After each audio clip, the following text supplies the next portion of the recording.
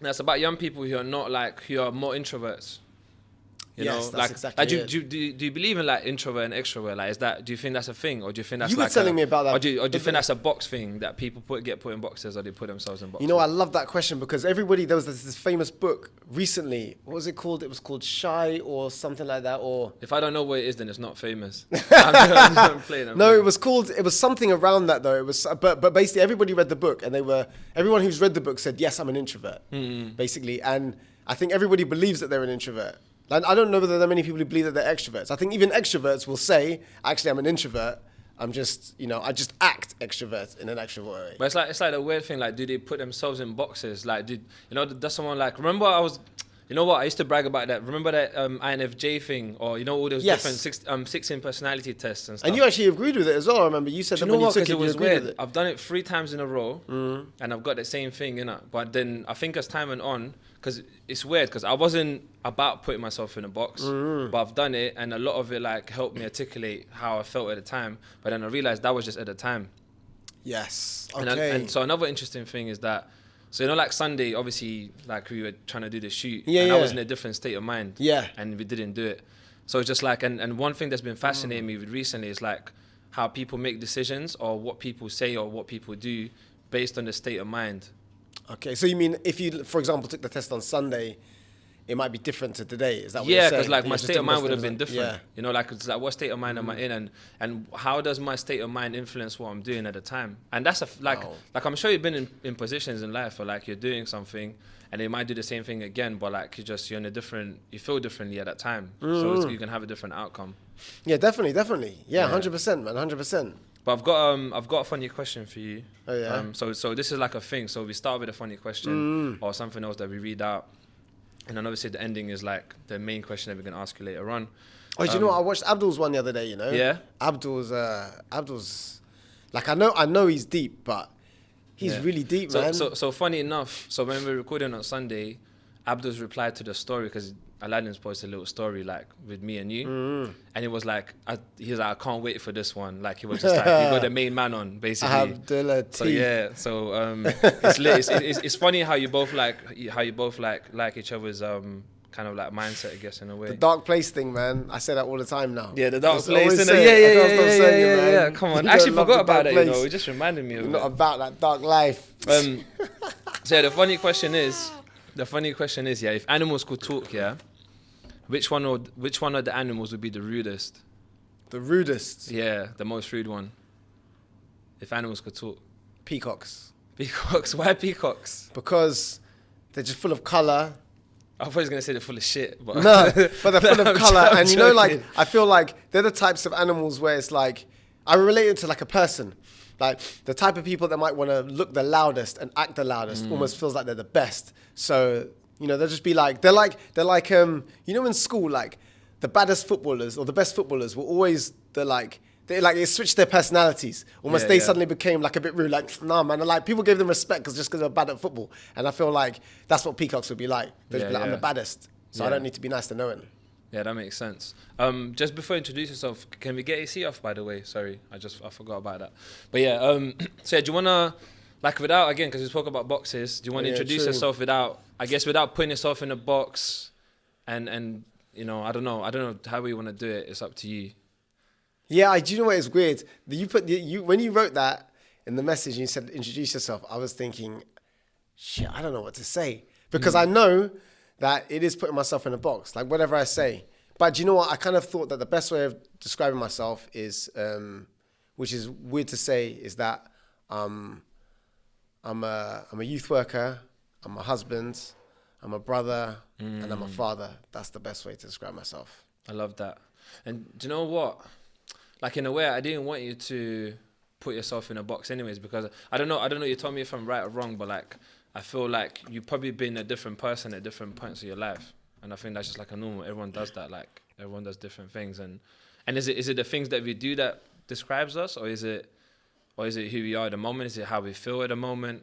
Like how do we actually describe ourselves, It's true. I mean, for me, it's weird because I actually think my Instagram profile probably is what I put is what I'm proudest of. So it's the youth work that I've been doing. That for me represents me. the countries I've been to. So traveling, that for me is incredibly important. Education and learning. So obviously having a PhD, but writing and learning and reading as much as possible represents me, and a love of boxing. Yeah. So I'm gonna say two things. Number one, I think I would put you. So for me, there's three best youth workers. Actually, four best youth workers. Yeah.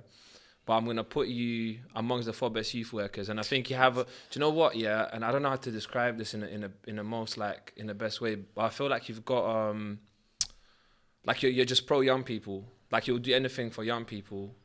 Like even if it, I don't know, like even if you put yourself in front of like a train kind of thing. Does that make sense? I'm trying to explain it the best way I can without saying like certain things, but yeah. Do you know what I'm trying to say? Yeah, and do you know what? That's one of the most amazing compliments. Yeah. Because I'm so passionate about youth work, that's one of the most amazing things you can say about me, and it's weird that I'm gonna take it.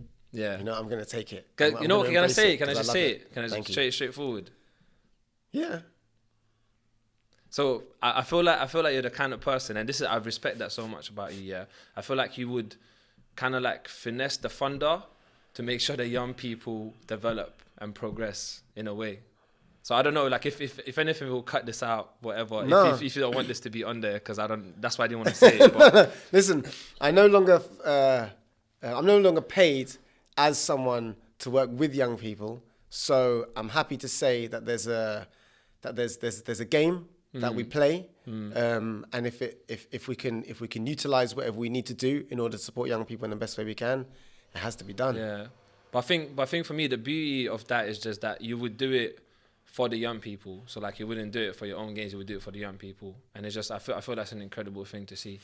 Now, for me, it's unusual for me to talk about this because I normally find it really uncomfortable. But I think because I'm from a different angle now, I feel like it's easier to say. But yeah, like it's like it brings me the most amount of joy. There's a young person that I worked with years ago. So maybe I've known him since about 12, studying, and what I love is I want to always stay in contact with people that I've worked with, and he's now, I think he's about 25, 26. He's coming up to uni, or he just started uni.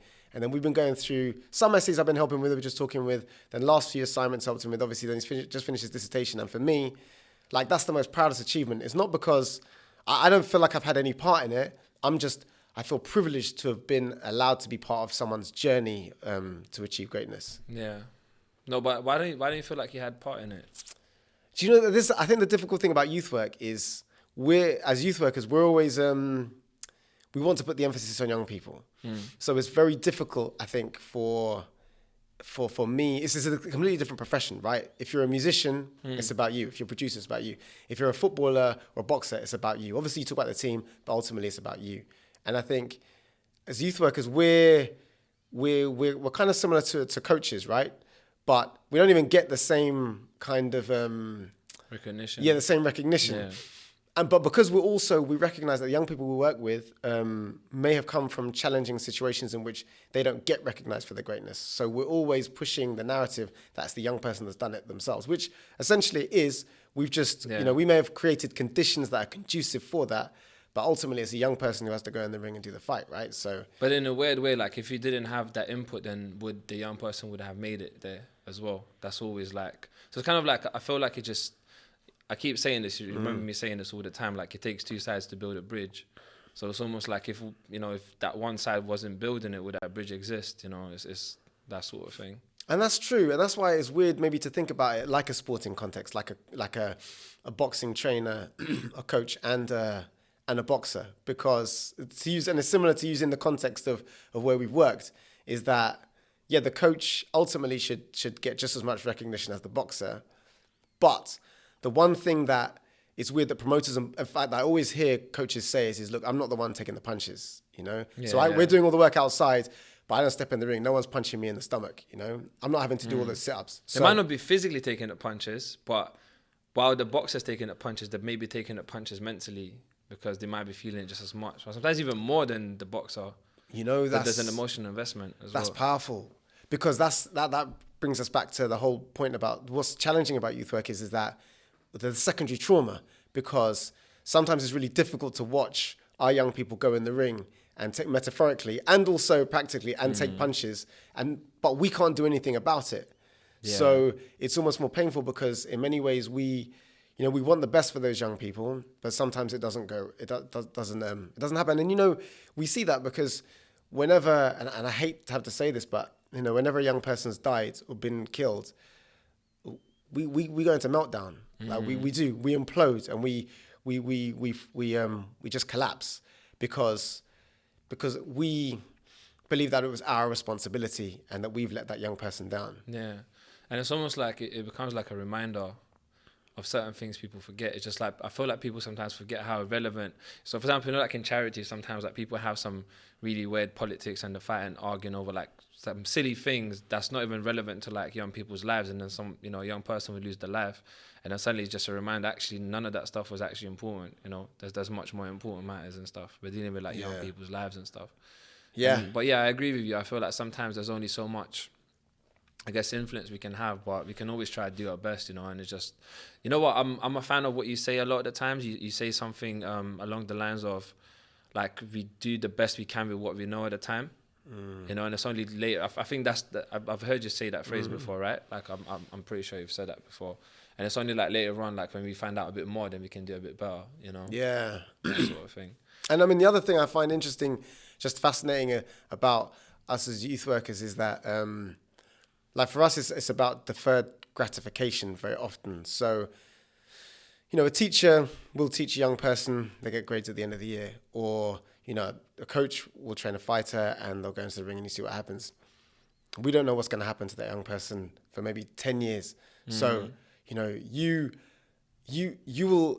you'll see young people that you've worked with in 10 years' time, and they might come and say, Leo, do you know what? You really had an impact. And you'll be like, you might not even know their names. You might not even know who they are. And that's what I find so fascinating about it. But that's why I think that as youth workers, we are the most resilient people. I don't think I've come across a profession as resilient as us, because we don't get any, we get no respect by society. Many times in organizations, I think people don't recognize the types of work that people do or the trauma that they're trying to manage. And young people give us love, but at the same time, it's kind of 50-50. Yeah. Sometimes they might use us as someone to kind of take the emotions out. And yes, and exactly. Yeah. Especially that, I think especially when we have like built closer relationships, because they feel comfortable to do so, but yeah, I agree with you. And I feel like it's really sad, like, because in the youth work area, like a lot of the times, it's like what you said, like people don't really like respect us as much and stuff. And it's like we have to go through so much. And I think the saddest part is that we always get asked to like record like some sort of data, like you have to record what kind of work you did, so we're not wasting our money and stuff. And I think the worst part about it is that some of the work that we do is not measurable. It's like what you said, like, sometimes like you might not even know what changes the conversation made for the young person. You might find out 5 years later, 10 years later. You might have not even ever find out what impact it had, So it's like, how can you measure that, Yeah. And you get these silly, like, do the monitoring, evaluation, and collect the data and stuff. And we can try to do some of that, but it's not gonna it's not measurable, man. You can't measure work with people. Like, it's just so difficult, I think. Or the range of emotions that we go through. There's, I mean, I can only speak about me. Obviously, I know our youth work in similar positions, but we've not necessarily just cried and broken down because when young people have died, but then when young people sometimes frustrated with us, like I've been in tears, I've been in bits, and sometimes they wanted to, the things they've said or the assumptions they've made about how much I care about them or how much I don't care about them, or thinking that I'm against them, and those types of things have such a huge impact on my mental health and well-being. And that type of stuff you can't record. There's no amount of money or no amount of recompense or remuneration that can manage that level of I suppose just fight, just war, struggle that we go through. Yeah. It's an amazing profession. I just feel like it's I'm very much kind of a fan of everything that we do, which is why I get really frustrated. I think if there are people in youth work who don't share those same values, not only the love for young people, but I suppose the determination to better ourselves so that we can become role models that inspire other young people to be similar to. Yeah. Do you think there's like a right or wrong way of youth working, or there's just like youth work? So no, I don't. I definitely don't think there's. I think it's really broad. For me, it's just really about two things. It's about one being incredibly passionate about believing that a young person can be anything they want to be, which sounds Disney-like, but that has to be the starting point. Which also, in hand goes with never giving up on that young person.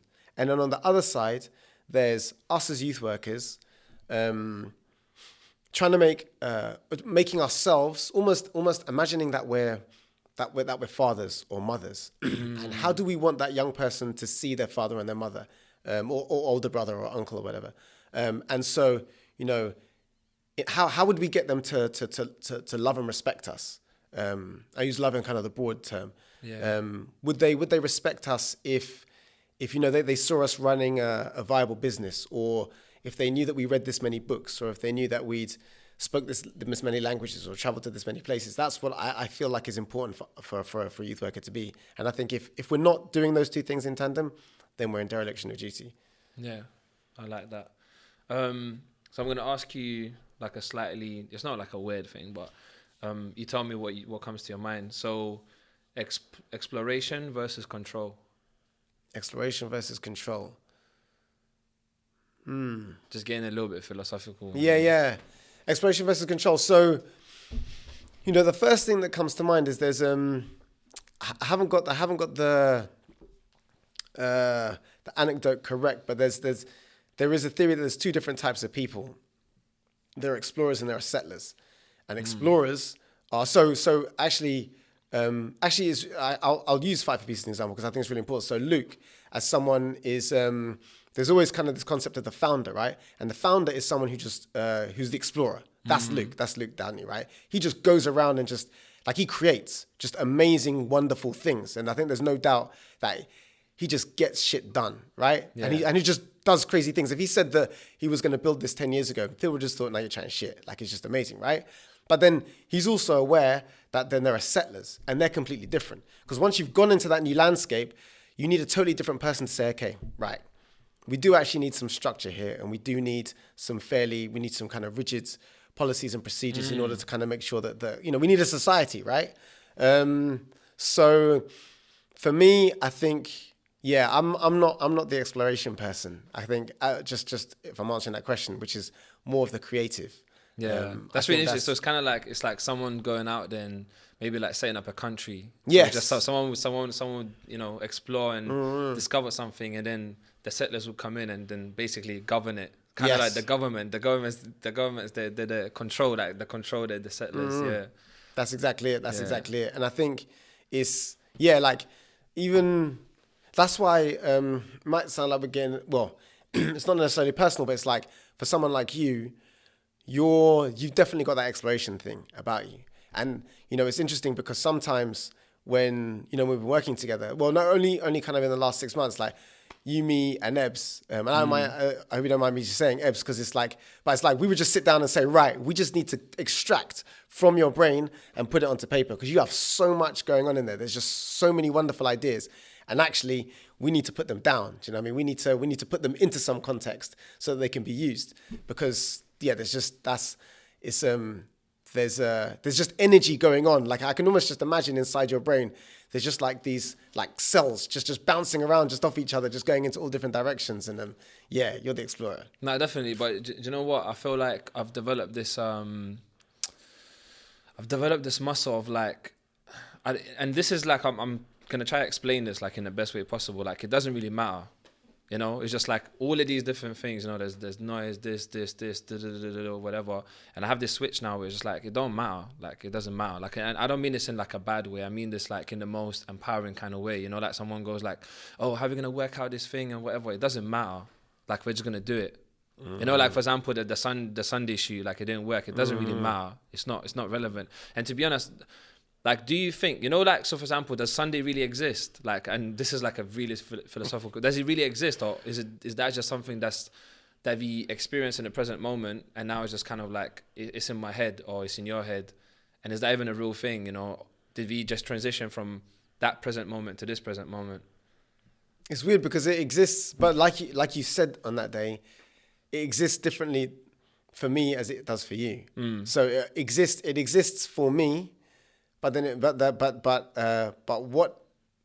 it's completely it's completely mine. Yeah. So it might not even existed for you in the same way, right? Because you were feeling completely different, as in like you were, you'd had the heavy experiences the night before. So it's a situation where you'll have a completely different perspective. Yeah. Completely different. So can it change your past? Do you know what? It's weird you say that because, like, I'm going to answer this in a weird way because, in more of a in a grounded way, because recently, there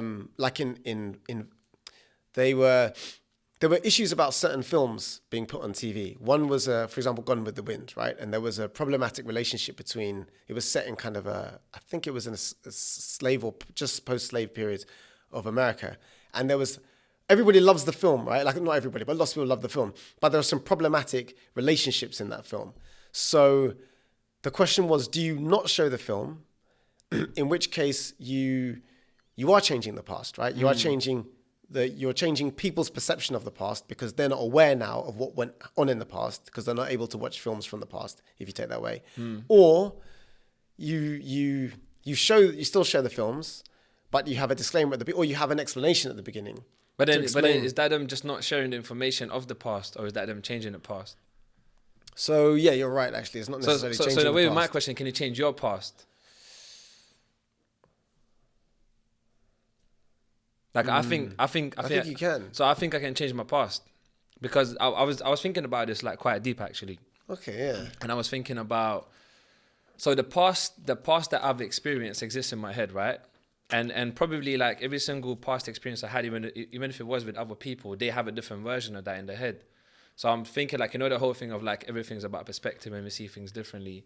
So I was thinking like, actually, so the way the past events exist in my head, I can actually change on how I view them, right? So that means I'm changing my past. Like if I go from, let's say, certain event happened and I go like, oh, this event is going to be the reason why I'm going to be like not successful in life or something's going to happen, whatever. And then that's obviously, that's my past, like that's how I feel that my past is. But then if I change the narrative around it, or even like if I kind of like change on how I perceived what's happened, like I'm changing the past event, which will kind of create a different future in a way. Because I'm going to behave differently based on changing that.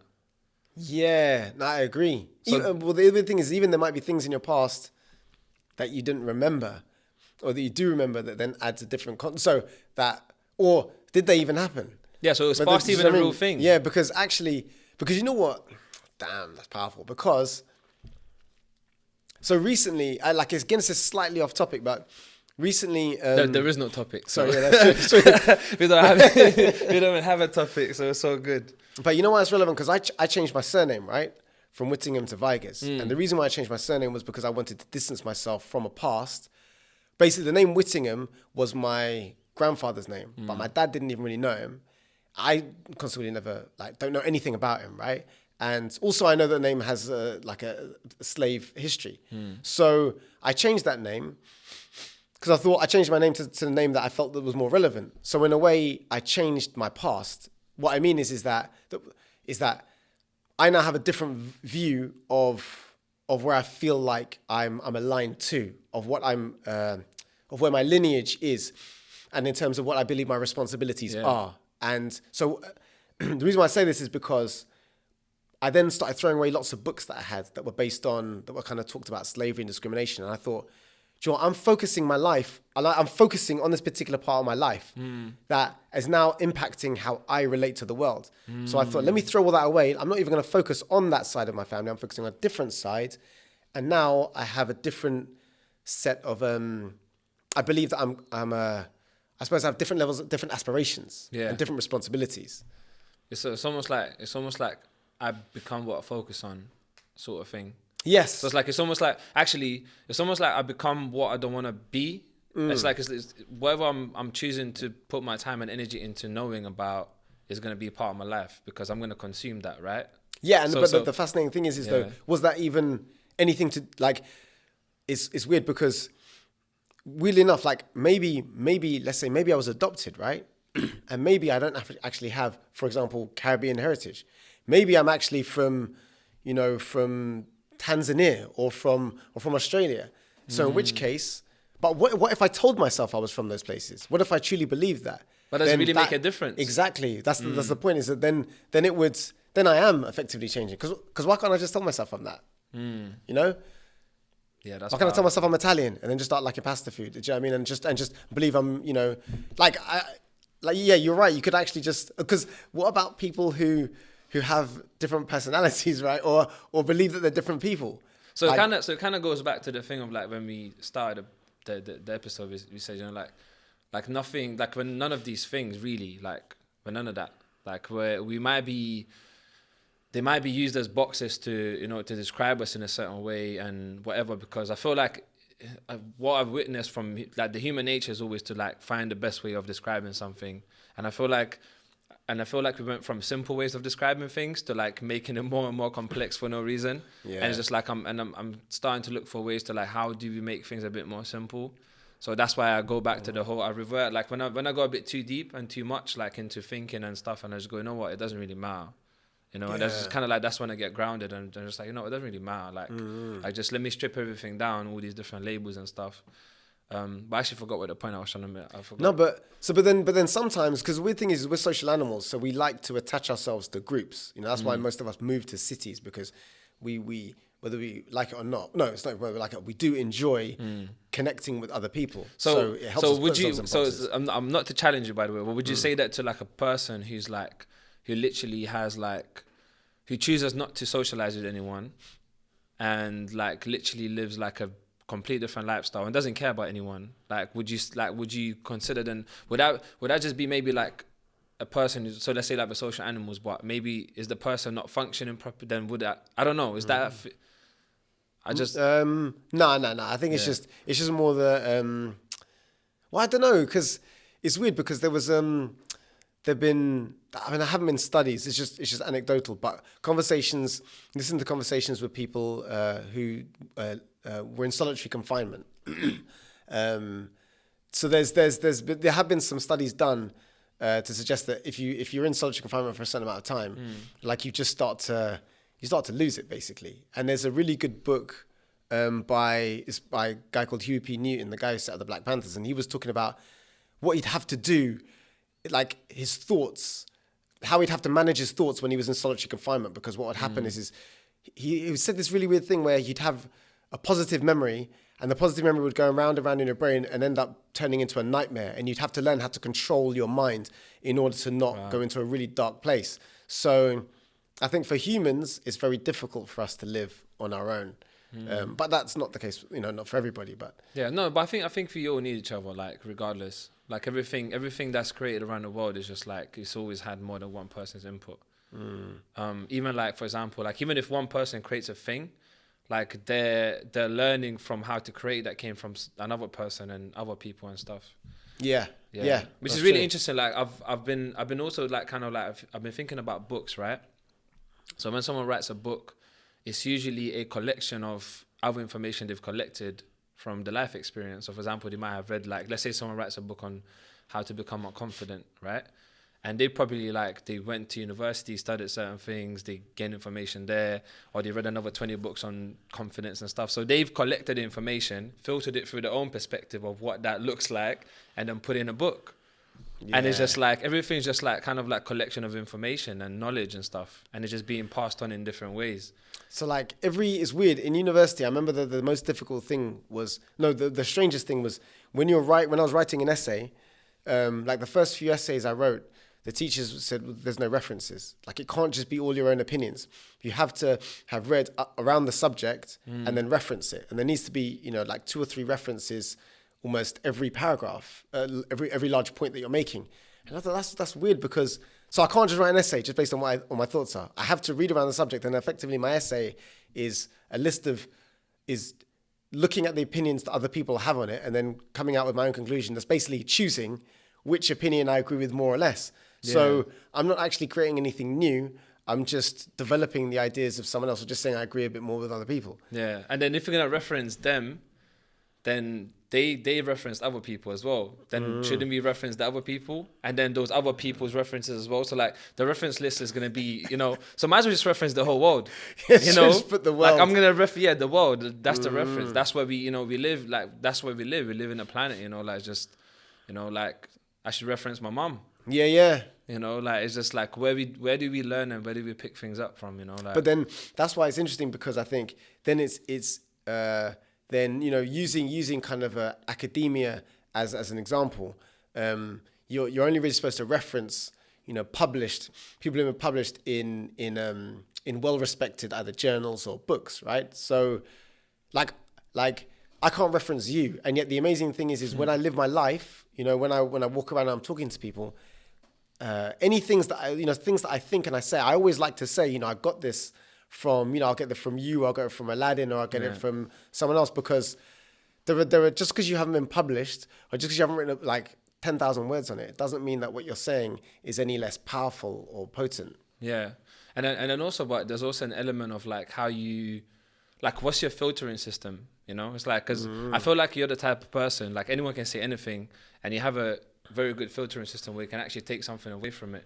It's almost like, what's your ability to reflect, and this is what I always say, like, I feel like for people, like if they can kind of like practice and master the ability to reflect, then they can look at anything. Like, it's not relevant. It's just like they can look at whatever they can. Like, for example, I could stare at the table and come up with some crazy reflections that, it doesn't really matter what we look at. It's just what's the filtering system as well. Yeah, that's true. Guess, like in a way. Yeah, no, I agree with that. Yeah, so I've got a slightly different question. Why is it so hard to do the right thing? So I'll give an example. For instance, like I feel like there's loads of people. I'm going to use exercising as an example because I just exercise a lot anyway. So I know there's people out there, and I know this from my experience. People said it before. Like they want to start training. They're like they think the right thing is to look after their health, and they want to be healthy. They want to live a long life, but they don't train. And I see this, like, this is one example. Like people, like it's always difficult to do the right thing. So why is it hard to do the right thing? Because the right thing isn't always the most fun. It doesn't taste as good. Instantly doesn't feel as nice. And if we're only looking for short-term gratification, then we're not going to do the right thing. As we were kind of talking before, like chocolate tastes good, right? So, and I don't like broccoli, but broccoli is definitely much better for me than chocolate. But do you think like we're conditioned? So this is what I'm curious about. Does chocolate really taste good, or are we conditioned to think that chocolate's that thing? But I think it's designed. If we take it one step further, I think those types of things are designed to taste good in a certain way. They're kind of designed to impact you biologically. But you're right, because even it's weird, because even if it's like like sweets are always considered to be, and desserts always considered to be the treat, right? Just use that as an example. Whereas broccoli is just broccoli. Like, you're not gonna like broccoli, but it's good for you. But what if we flipped it around and you had chocolate for your mains and the treat was broccoli afterwards? Would we then think to ourselves, yay, like let's have broccoli? But that's why, I love what Abdul says, man, about loving a dark place, because that's exactly what we're talking about, right? It's flipping it around. It's taking something that typically is seen as something that's hard and that we don't like doing, and actually saying, this is the fun bit. The fun bit is getting into that place that's challenging. Yeah, no, I agree with that. I think there's a whole thing about like what is what. Like I don't know, it's really weird. I got like really philosophical in this episode, but it's just like it's almost like what is is the thing what the thing is, or is it what we learn it is, kind of thing, I guess. Yeah. I guess the way it kind of comes from. But I still think, look, there's that, like no one, as I think I was saying before, like, it's weird. Ages ago, I remember doing an interview and like for a job, and they said, look, what's the hardest thing you've ever done? And I remember all I could think of was burpees. Like, I know it was a job interview, but all I could think of was just burpees. Like, they're just hard to do, right? Everyone hates burpees, man. But the thing is, but they're the best for you, right? If because you're taking it, you're going all the way to the ground and you're taking it all the way to the top. You're engaging so many different muscles. It's one of the best exercises you can do, but it's horrible. And that's the weird aspect about the world. And I almost think the world is made in that way. That like that's the challenge. Like it's by design that the things that are best for you often are the most difficult, and the things that are the worst for you are often the most easy. And the world, I think, is designed in that way to test you. Because if it wasn't that way, like how boring would the world be? Yeah. If it was just easy to be the best, if it was easy to make lots of money. But then the answer is easy. Like you just, well, I just learned how to do more of what I don't like doing. You know, like it's a mindset thing. Like for example, like I'm laughing because you said burpees. I hate burpees, but the fact that I hate burpees, like I want to do them even more. So like when Abdul goes, "Oh, we're doing burpees or whatever," I'm like, cool. You know what? I'm like, F you, Abdul. Yeah, but we're doing burpees, innit? Like I'm fully involved. So I think it's a mindset thing. I think we had a conversation before, and I can't lie, I haven't been doing it as much recently. I don't know why I stopped doing it. Maybe my mindset switched and whatever. But I used to say that when I feel like I don't want to say something or I don't want to do something, I do the opposite. So if internally I go like, you know what, I shouldn't say this, but then I go, you know what, I'm gonna do the opposite of that. And that's how I've achieved a lot of like different things and got different like positive results and stuff in life in general. But it's definitely like a good like way of just kind of like switching things over. That's one of the best things. And you know what is weird, because I forgot you said that. And I've forgotten that, because that's so powerful for anyone. I think that's the best. Like, it's so good to tell yourself that anytime you're in a meeting, or anytime, you know, you're lost and you need to ask someone something, or anytime you're thinking, oh, should I have to go training this morning? It's like, that's such a perfect thing to remember. Yeah, I've literally had it yesterday. Sabir messaged me and he goes, 5 p.m. we're doing a circuit, innit? So obviously, you know, like, so the listeners don't really know the background, but Sunday we was meant to shoot the episode and I was fully hungover because I went out on Saturday, lack of sleep. I just said, sorry, Jacob, I can't do this. And so Monday I was still kind of like, I was just recovering from that hangover. So I wasn't still 100%. I was working from home. And so Sabir messaged me, he's like, oh, 5 p.m. circuit. My initial response was, I was about to go like, you know, I'm not feeling it today. But I said, you know what, let me do the opposite. I said, I'm there, I'm turning up. And I had the best thing. It's just like doing things that, you know what, there's a quote that says, happiness lies in the things we don't want to do. Yeah. Happiness lies in the things we don't want to do. Yeah, that's the quote. Yeah, and that kind of made me feel, but I don't agree with it fully. I think certain things that when, you know, if you don't like certain things, you don't like certain things for a particular reason. But then I think people know themselves and they'll always be honest with what is what. Yeah, I think, you're right. Cause I think, cause also people understand the context of that, right? Which is just to say, it's not to say like go and murder people. Do you know what I mean? Like, even though you don't like doing it, it's to say, you know, deep down what the best thing to do is, but you also know that in many cases it's the thing that you don't want to do. Yeah. So do them because they are the best. Yeah, I think some people just lie to themselves, you know, and they know when they do that. Like people, no one ever has to go to them. And cool. I've got last 2 questions for you. Yeah. So what things should people, or what one thing should people experience at least once in their lifetimes? What one thing should people experience once in their lifetimes? Yeah.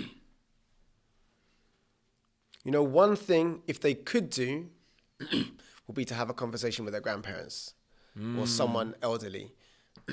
like a real long conversation with someone elderly. I think that's often, how often do we actually do that? Like, but what sort of conversation? Like a conversation about them. Yeah. Just a conversation about them. Life? And asking, So there are really interesting questions that like they were asking, like a group of people in an old people's home, like what some of the things you regret. And that question is a really interesting question because they've been alive for 80, 90 years, right? And they've had the opportunity to reflect on some of the things that they wish they'd done. And those are that's some of the information that is really powerful for us, because we can utilize that to try to counteract having any regret that takes place. Like I think there's to kind of almost bring it back to a bit of like a youth work thing. Some of the or even just about us, we spend so little time talking to people who have experienced so much more than us. Like because I could say, you know, let's travel here, or let's, let's do a bungee jump or something like that. But actually, all of these things are kind of obtainable, and all these things we actually do, what we see people do, or you see people talk about.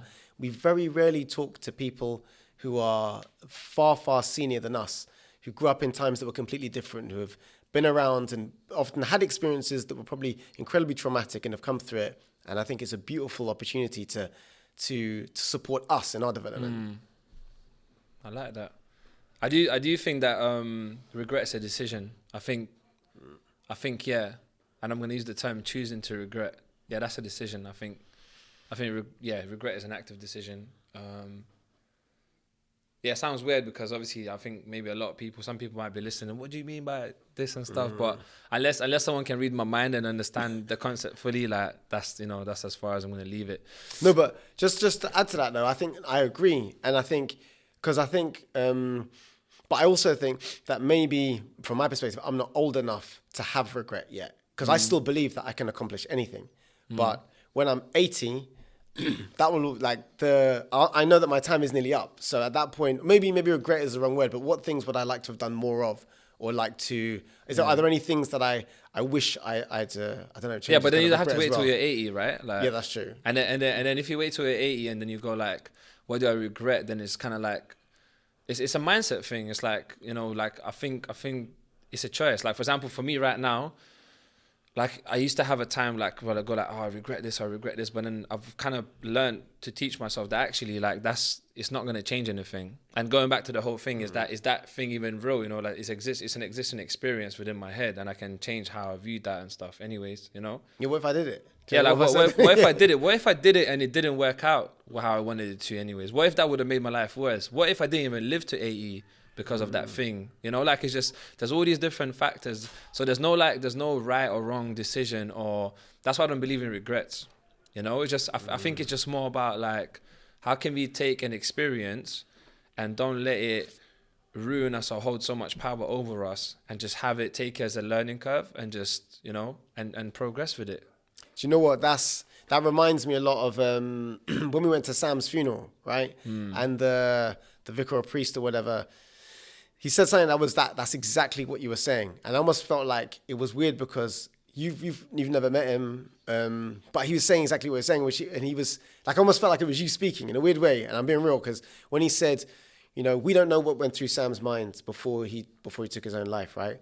But instead of focusing on that, why don't we focus on the fact that how amazing it is that he came to fight for peace, or that he went to school, or that his parents even had him, or that he had all these friends. Like, there are so many other amazing things that have happened, millions, right? And we're focusing on this one thing. The positive impact he's had on other people as well. Yes. Yeah. And we're focusing on one bad thing. So it's like, you're 80 and you're saying, well, this is regret. But it's like, how many amazing experiences have you had to look at this experience that didn't go so well? It just seems weird. Yeah, I agree with that. So last and final question that we ask every single person that comes on the podcast. So if you had 8 billion people listening to you say one thing, what would that thing be?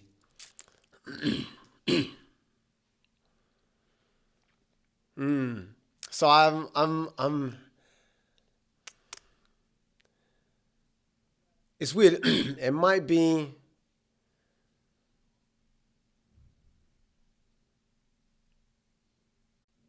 it would still be seek to understand. Seek to understand.